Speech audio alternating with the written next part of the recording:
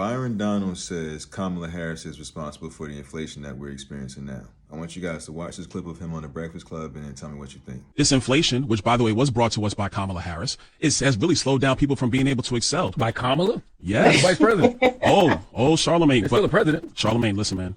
When Joe Biden wanted to do his American Rescue Plan, Kamala Harris was the tie-breaking vote in the United States Senate. Let's look that up real quick.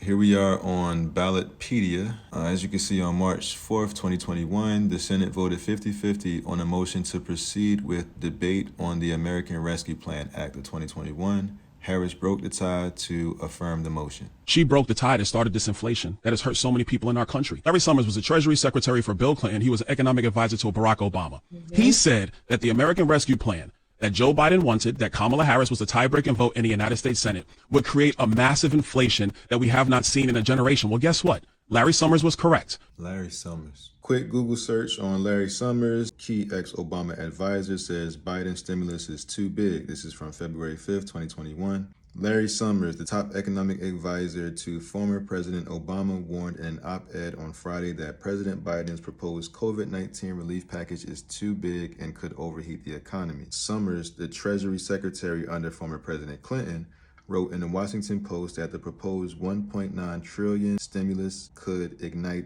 inflammatory pressure of a kind we have not seen in a generation.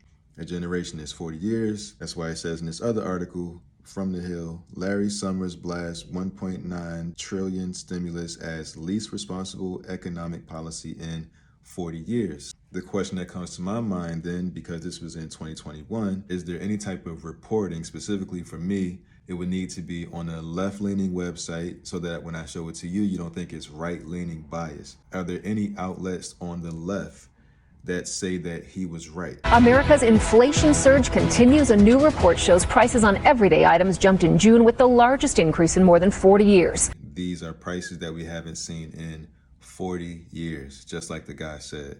It's hitting one particular group the hardest. Consumer prices jumped 9.1% in June, the largest increase in 4 decades.